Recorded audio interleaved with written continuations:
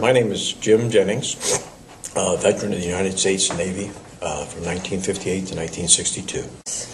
When I joined the service, it was after the Korean War, and the Vietnam, Laos, Cambodia was started heating up. The first thing I remember is when we got off the bus at Great Lakes. You're in the Navy now. Your mama can't help you. God is dead. I'm your God. Get your hands out of your pocket.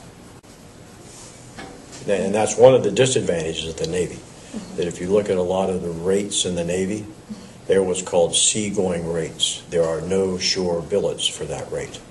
I was an electrician and there was none there. Had I opted to go stay as a career in the military, out of the 20 years, I probably would have done at least 15 to 16 at sea. Wow. Yeah, I did get burnt once on the back of my hand. A 220 mercury vapor switch. The door was open and locked, and ship was in medium seas, and I guess the screws came out and it bounced it, and the door closed and got the back of my hand. Knocked me about 8 feet from where I was standing. My GQ station was 5 decks below the main deck. I was about 30 feet below the waterline in what they called after steering. And what that was a manual backup if the bridge got taken out, because you could steer the ship manually with wrenches that you turned. Yeah, what happened is typically ship's work stay was from roughly 8:15 to 4:30. Chow call was at 4:45, and that was pretty much when Liberty call was done. You know, knock off, work detail, Liberty call if you were in port, and then you got to go ashore. The hardest part about the military service, in looking back, was the change.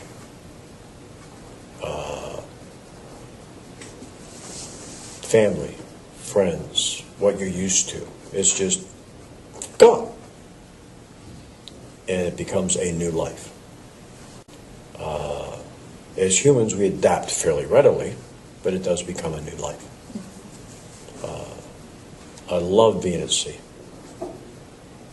Not even so much, talking about liberties and going places and seeing things, but just at sea. Well, my 2 favorite places on the ship was, we had the anchors up at the bow, and in front of the bow you had a couple little stanchions that they tied the ship to with the docking ropes. And in front of that was the point of the bow. And to set right there to where all you saw was the ocean and the stars, the ocean and the skyline. It was just amazing. Unbelievably. Really, really amazing. You ate your meals on trays. They didn't use dishes. If you weren't an officer, you used a tray. And basically the reason for the tray was, if you put the tray down, you had to hug the tray, hold your cup, you ate this way. And that kept the tray from sliding on the table. The ship was supposed to capsize at 42 degrees. Just roll over.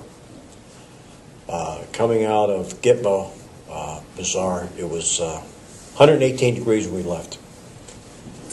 When we got to Hatteras, it was 54 degrees. And we caught the tail end of a hurricane. That was a little bizarre. When I went to Little Rock and walked there, they have the little thing that tells you the angle of the ship.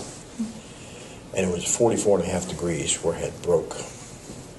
And they had left that and put a new one up, because it was supposed to have capsized at that angle. But at 44 degrees, let's see, that's 45, so it was right about there. Yeah. It was just a neat experience.